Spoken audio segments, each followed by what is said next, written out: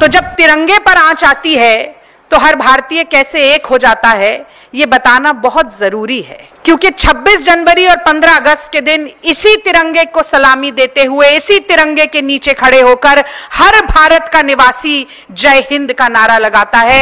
Operation সিঁদুরে সফলতা সেনার, ভারতীয় সেনার বীরত্বকে সালাম জানিয়ে পথে নামলো ভারতীয় জাতীয় কংগ্রেস।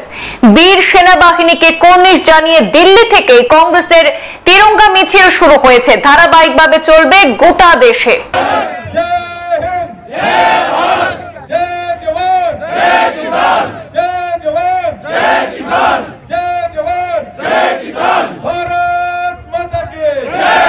কাশ্মীরের পহেলগাম কাণ্ডে রেশ ধরে ভারতীয় সেনার অপারেশন সিন্দুর সফল হওয়ার পর দেশের মানুষ শোকের মধ্যেও বদলার খুশিতে ফেটে পড়েছেন।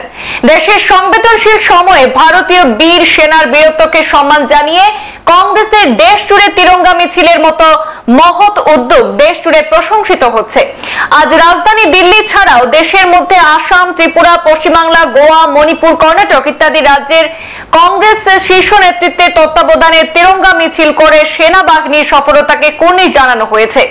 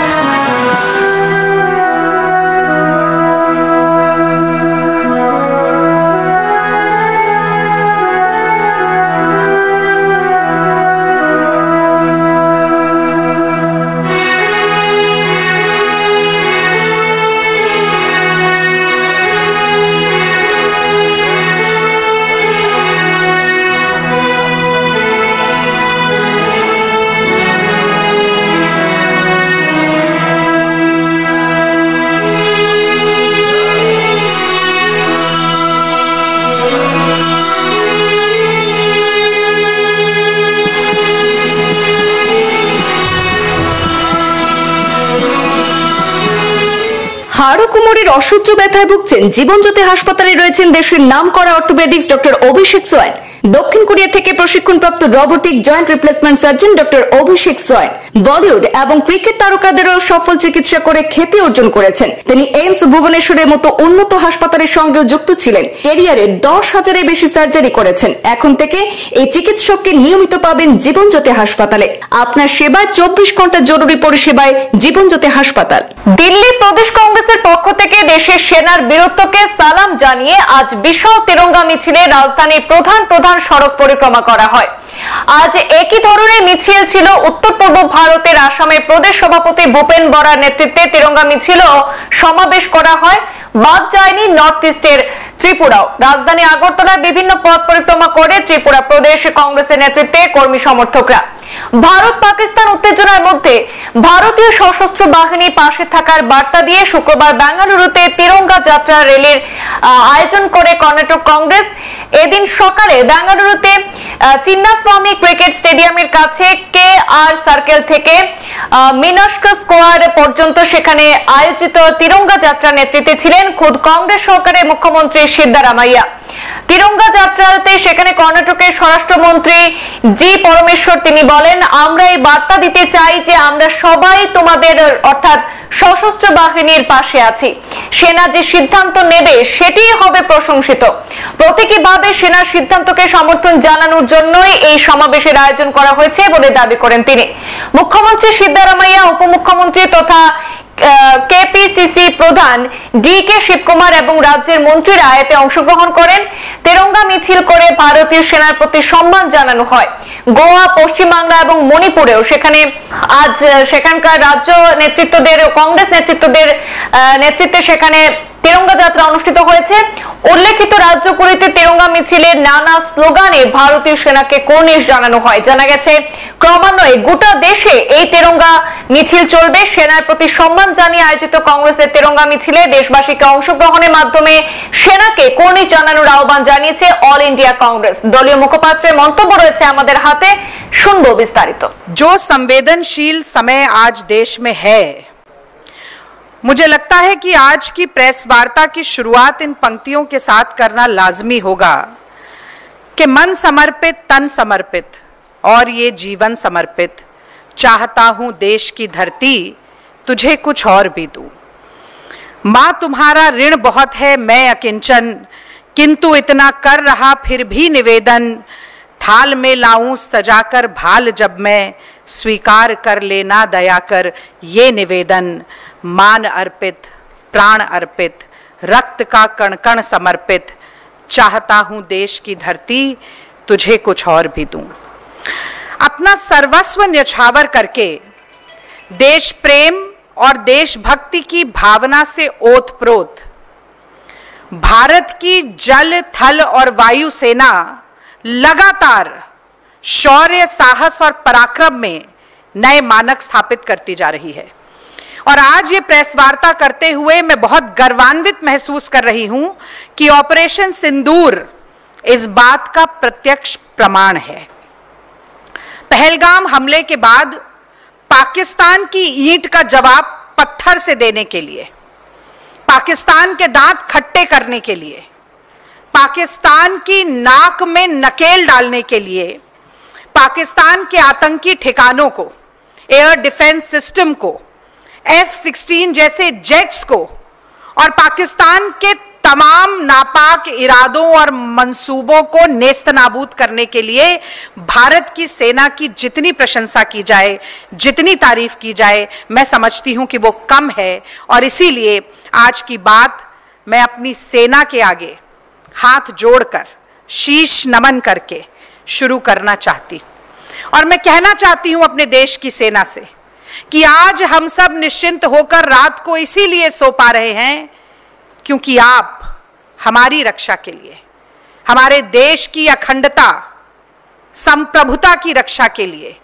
अंगद की तरह पैर जमाकर सीमा पर खड़े हुए हैं। आपके जज्बे को, आपके जुनून को, आपके जोश को मैं लाखों सलाम करती हूं।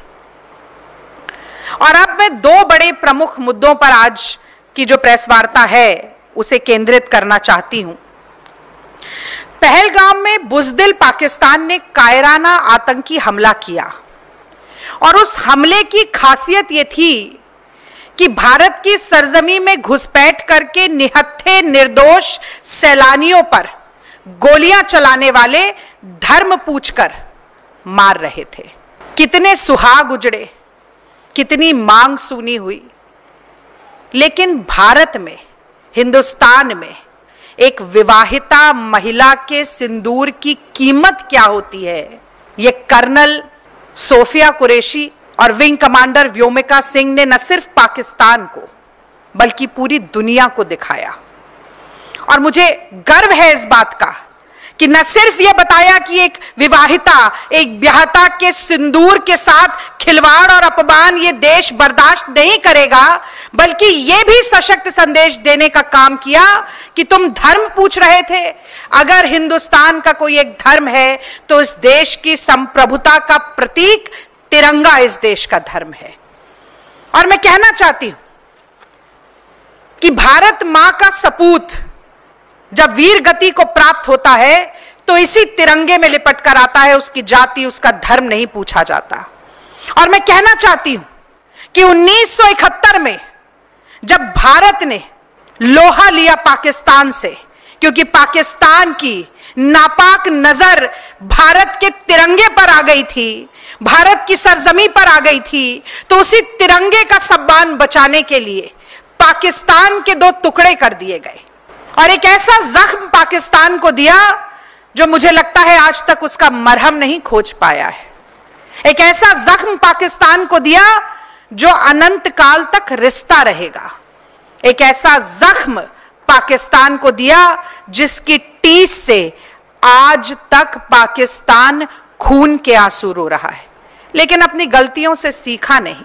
चाहे का युद्ध हो, 99 का युद्ध हो, या इस बार हमारी तरफ आंखें तरेरने की जुर्रत कर रहा पाकिस्तान हो, इतिहास गवाह है और आगे आने वाली पुश्तें गवाह होंगी कि भारत की सेना ने किस तरह से पाकिस्तान के घुटने टिकाने और नाक रगड़वाने का काम किया। तो जब तिरंगे पर आंच आती है तो हर भारतीय कैसे एक हो जाता है, ये बताना बहुत जरूरी है। क्योंकि 26 जनवरी और 15 अगस्त के दिन इसी तिरंगे को सलामी देते हुए, इसी तिरंगे के नीचे खड़े होकर हर भारत का निवासी जय हिंद का नारा लगाता है। और मैं फिर बहुत गर्व के साथ कहती हूं कि भारतीय राष्ट्रीय कांग्रेस सबसे पुराना राजनीतिक दल, सबसे प्रमुख विपक्षी दल इस देश का है। और इसी तिरंगे को आज हाथ में लेकर हर कांग्रेसी देश के हर प्रदेश में जय हिंद यात्रा निकालेगा। जय हिंद यात्रा क्यों जरूरी है, यह भी मैं आपको बताना चाहती हूं। जैसा कि आप सब लोग जानते ही हैं कि भारतीय राष्ट्रीय कांग्रेस ने यह स्पष्ट किया कि यह समय किसी भी तरह की दलगत राजनीति का समय नहीं है।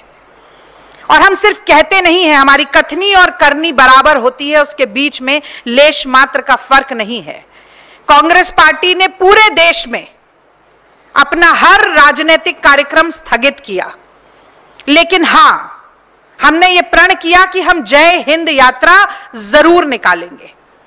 और इसलिए निकालेंगे क्योंकि दुनिया को यह संदेश देना बहुत जरूरी है कि पाकिस्तान की आतंकवादी गतिविधियों के विरोध में 225 करोड़ हिंदू, 20 करोड़ मुसलमान, 2.25 करोड़ ईसाई, 2 करोड़ से ज्यादा सिख, जैन, बौद्ध, पारसी सब एक होकर खड़े हैं।